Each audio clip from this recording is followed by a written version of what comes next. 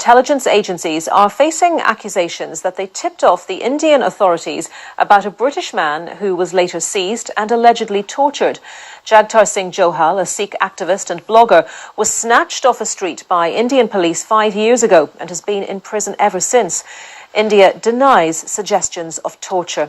Well, Jagtar Johal's brother, Gurpreet Johal, is with us now from his home in Glasgow. Gurpreet, thank you for talking to us today.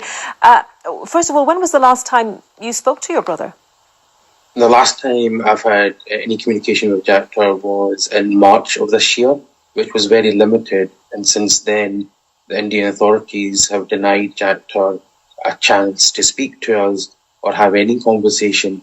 Most recently, Jagtar met his lawyer and requested that further is done by the UK government in order to help facilitate conversations between the family.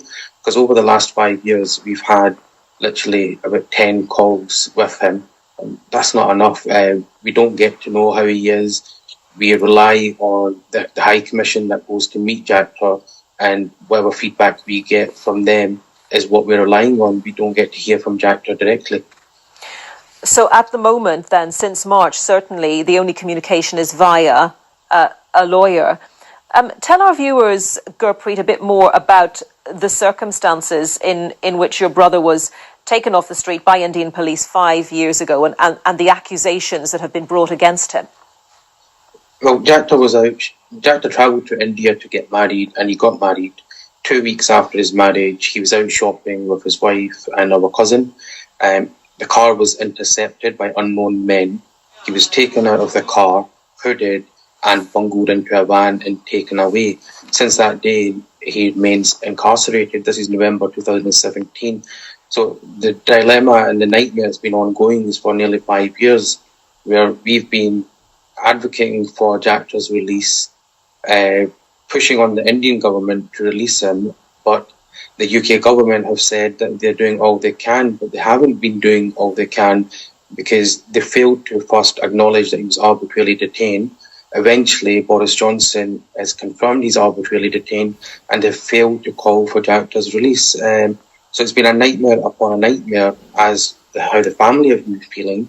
My kids this morning said, "Dad, what's on the news? What's this about the UK government?"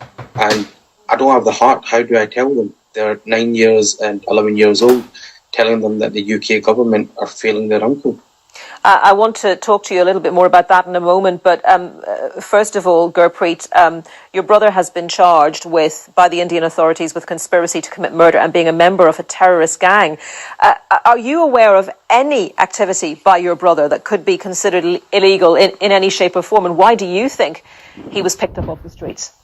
Well, one, my brother's innocent. I've been saying that from day one. And secondly, if the Indian government had the alleged evidence that they had against him on the allegations that had been made, then he would have been charged, tried and convicted, which results in the death penalty. But they failed to do so. It's taken them almost 5 years to bring charges. Technically, he will not be charged until the 7th of September when he actually faces the judge tells him what charges he's liable against. The judge has verbally said that these are the charges that he's going to be framing against Jagtar, but as it stands today, he's technically not being charged on those allegations. So without any formal charges, he's still in detention. In respect of what you said about him, conspiracy to murder, that's what the judge has said that he'll be framing charges against. And the terrorist group, it's quite important to make this point clear, because Khalistan Liberation Front were not a prescribed group at the time that these offences took place. And the reason I'm mentioning this, I take it at the highest, even if Jagtar was a member, they were not a prescribed group. And the Indians only called it a prescribed group after the detention in 2018. They made it a prescribed group. So it wasn't a terrorist organisation at the time. And this is me taking it at the highest as opposed to the lowest. My brother is innocent. He is not guilty of the allegations that have been made against him. He's not been given a fair trial. And a British national should never have been tortured to sign a blank confession. Jagtar doesn't even know what was written in that confession. That's the extent of the Indian government's case against Jagtar. In terms of any contacts with the two candidates to be the next Prime Minister, Liz Truss and Rishi Sunak, have you had any communications with them? I believe you have met Liz Truss. Sorry, I'm not sure whether you mentioned that earlier or not, Gurpreet. Certainly you mentioned Boris Johnson. What have they said, if anything, to you about the case? Look, and I'm slightly disappointed with Liz Truss because on 9th of June this year, I met with Liz Truss and she was still considering arbitrary detention. Boris Johnson overstepped and confirmed to Keir Starmer that Jagtar is arbitrarily detained. And almost now 3 months are elapsing and Liz Truss has still failed to call for Jagtar's release. Liz Truss fames herself for someone that gets things done, but she has failed my family, she has failed Jagtar. And even with everything that's came out now, and my request to the government is please right this wrong that's been done. Bring Jagtar back home. Jagtar has been incarcerated for the last 5 years without formal charges and is facing the death penalty.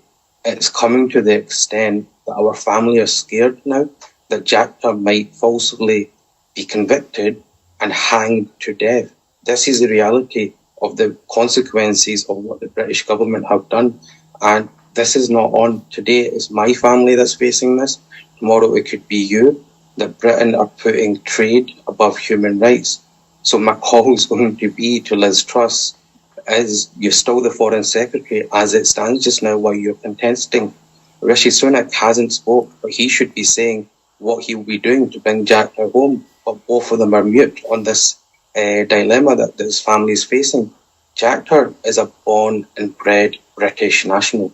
He does not deserve the treatment he's had, and he certainly doesn't deserve how the UK government have betrayed him. And Gurpreet, just very briefly, has there been any further comment or involvement from the British intelligence agencies? As far as we know, there's not. There was a High Court writ that was submitted on the 12th of August. They haven't still replied to that, so we're still waiting for their reply in respect of that.